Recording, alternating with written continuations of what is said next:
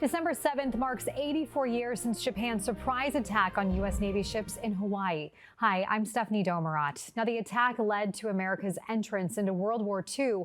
More than 2,400 servicemen and civilians died in what President Roosevelt called a day in which would live in infamy. Today, we look back through the archives and honor those lost in the attack at Pearl Harbor. December 7th, 1941. A date which will live in infamy. The United States of America was suddenly and deliberately attacked by naval and air forces of the Empire of Japan. We are 42 years from the Pearl Harbor attack, but this morning in a pancake house in northeast Portland, these men remembered. Don Pfeiffer, USS Tennessee, my wife Evan. They are Pearl Harbor survivors, soldiers, sailors, and Marines. Young men 42 years ago, and every one of them stationed at Pearl Harbor on December 7th when the Japanese attacked. Men who watched a war begin, who fought in its first minutes, and each of them has a story to tell. We all thought it was just another drill until we got topside and see what was happening, and we were in action within seconds. Well, I was on the USS West Virginia, tied out aboard of the Tennessee, right ahead of the Arizona. We took 7 torpedoes, 3 bomb hits. We were sunk right there. He was saying, "Get under cover, they're bombing us." And then I looked over and I saw the Utah turning over, guys hanging on the bottom of it. Then they passed the word to abandon ship because it started capsizing or rolling over. And then I walked the ship around as I rolled over. We were in dry dock. The Pennsylvania was in dry dock. And we only had, 39 or 40 casualties. We were hit by 1 bomb. This annual Breakfast of Survivors and their wives is a social event. If they hadn't told their stories for reporters, there would have been little mention of the war, except in the prayer for its victims. But these people do remember, and for some, the passions of a war 2 generations past are still with them. And we must not forget, these people watched their friends die at Pearl Harbor, and they always remember. John Tuttle, News 8. Bradley, Carl, Merrill, USS Oklahoma. Attached to every name called Angola is a symbol of great challenge for our country. And each toll of the bell, a sign of bravery from those who fought to defend it.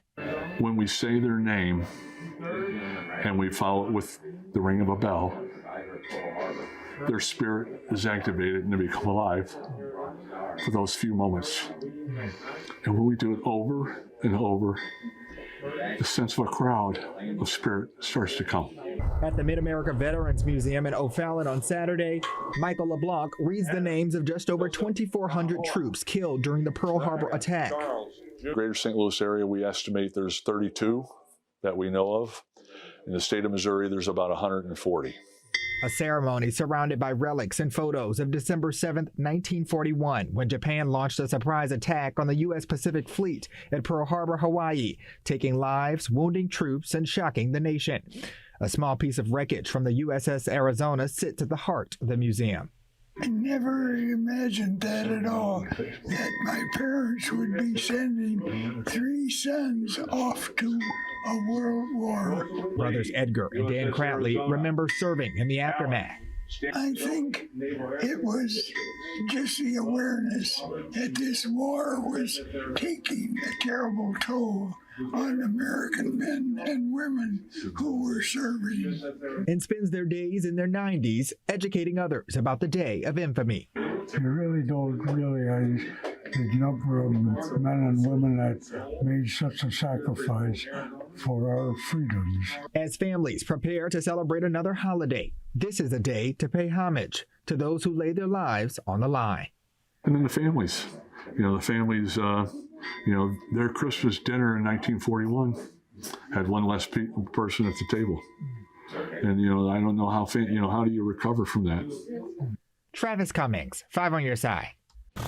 The base was attacked by fighter planes, bombers, and torpedo planes in 2 waves. The planes took off from 6 aircraft carriers. Here's how they snuck up on the island of Oahu. The first wave of 353 planes came in from the north. It was actually detected by a radar system, but the lieutenant in charge thought that this was just the arrival of 6 U.S. bombers that were due from California that day. The fighters came in over the mountains. They just appeared out of nowhere.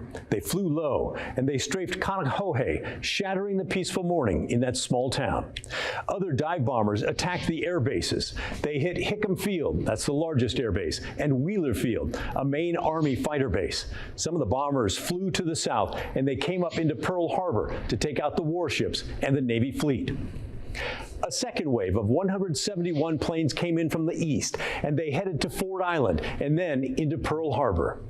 90 minutes after it began, the attack was over, but the United States' involvement in the Second World War had just begun. Washington. Yes, I was at Hickam Field on December 7, 1941. The White House announces Japanese attack on Pearl Harbor. Well, I heard this loud explosion, and I never did determine what it was. At the time I got to the parade ground, there were 5 or 6 Japanese torpedo planes going over. The rear gunner waved at us. I ran up to the armament office and proceeded to be issued a British Enfield rifle and a half a belt of machine gun ammunition, and sat back outside and said, you know, do whatever's necessary. I noticed that there were these bombs that were coming down, and I chose to face the bombs and stretched out on the ground. And the bombs hit, and I was, I was sucked up in the vacuum. The bomb actually exploded right behind me. And then, of course, I immediately returned to Earth through the process of gravity, while my feet were hanging in the bomb crater. And I had shrapnel in my left foot. And I proceeded to get the weapons carrier, and some other people helped me, and we loaded it up with the wounded people that were there. And I drove them down to the hospital. And I decided I didn't want to herd sheep the rest of my life, so I joined the Navy. Bob Coates grew up in Cary, Idaho. I was assigned to the Nevada, an old battleship. We'd been out on war maneuvers, and we come back into Pearl Harbor December the 5th. I went on Liberty that afternoon and bought my mother a couple of gifts over in a gift shop. The next morning I got up and I went to get me a cup of coffee. Then I saw this plane fly over real low, just treetop level. And there was another kid with me, and I told that kid, I said, that damned Army. I said, look at that. They're really trying to make this realistic. They're even painting rising suns on their damn planes. Then this little woman started hollering, and I realized it was for real. The major part of the strike was over by the time I got there. The water was on fire. I thought it was the end of the world, because all I could see was smoke, and I could see my ship out in the middle of this. Yeah. It was the only battleship that got underway. And I tried to get out there, and I got a boat, but they wouldn't let me on it. The ship was underway, and they wouldn't let me on it. So what I did then is I took people back and forth out to those battleships that were sunken. And the ones that I went to most was the Oklahoma and the West Virginia. The Oklahoma had turned turtle. Yeah. And they were trying to get people out of there. They had welding torches and everything, trying to cut out the bottom of the ship so they could get some of those people out that were trapped in there. It was a chaotic mess, and you didn't dare drink any water. There were all kinds of rumors that the Japanese were landing on the other side of the island. This guy came over to me and he said, there have been some Japanese spotted out there in a lumberyard, and they're going to set that lumberyard. We are afraid they're going to set that lumberyard afire, use that for a beacon for the Japanese fleet to come in here. So he said, get you a couple of sailors to go with you and go out there and see if you can find them guys. That was my story of the night of December the 7th.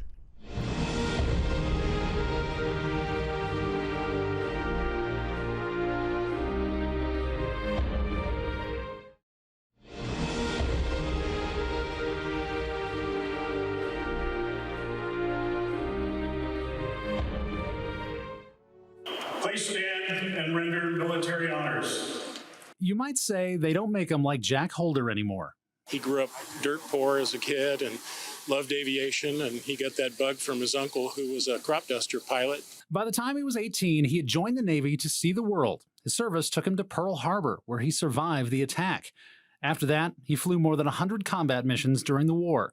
For the past few decades, Jack has traveled the world keeping the stories of the war alive. Today, he was honored by a congressional delegation for his service, both during and after the war. He dedicated his free time to educating future generations about the attacks by speaking to schools and events, to share his firsthand accounts of that fateful day, and reminding all of us the sacrifices our servicemen and women have made. That's what Jack was best known for, sharing the stories of courage of his fellow veterans during World War II. In doing that, he helped their legacy live on.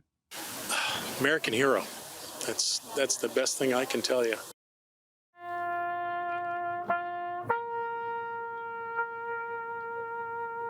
Yes, my dad and so many other people were there and they survived, but if you ask most of them, they just say, we were doing our job. Bog Scheckelberg's father was a torpedo guy, handling torpedoes on the USS Tucker when the Japanese struck Pearl Harbor. He remembers his father's account of the day that propelled America into World War II. It was just chaos and pandemonium because all these bombs are going off and people are screaming and fires here and there. Family members of survivors are remembering their stories of bravery. There was probably 6-8 enlisted guys doing all the shooting. Is credited with 3 dive bombers. They shot down 3 planes, which is, of the 29 planes shot down that day, my father's little boat got 3 of them. More than 2,400 Americans died on that day. President Franklin Roosevelt famously called the attack a date which will live in infamy. As dozens gathered on the USS Midway, even those who served but were not on Pearl Harbor paid tribute. This is history #1, and you should never forget history. You know, the heroes of that day are the people that didn't make it back, that died, defending the country, that, were injured to the point where they couldn't continue fighting. There's so many things. Like I found these. These pages have aged. And they are very delicate. But the story they tell of service and sacrifice hasn't changed over time. That one, of course, is my father. Ira Schab, better known as Ike, was a young Navy man. He was stationed aboard the USS Dobbin at Pearl Harbor in 1941 when the Japanese attacked. Had just sat down to a cup of coffee, and he heard all of it. And so he goes up and he sees the Utah capsize. At 104 years old, he's one of the few survivors still alive today. Going back there would cause people to remember the occasion. He's made a trip to the island a few years in a row now, thanks to some generous donations through GoFundMe. He goes out because he feels like he needs to stand for those that can't anymore. Heinrich says it's always emotional, knowing what her father experienced that day. When I look at these guys who are 104 and 102, I see these guys, I see these young guys, right? They're just kids. Dad is 104, and I don't have that much left with him. Each precious moment with her own personal hero, her dad.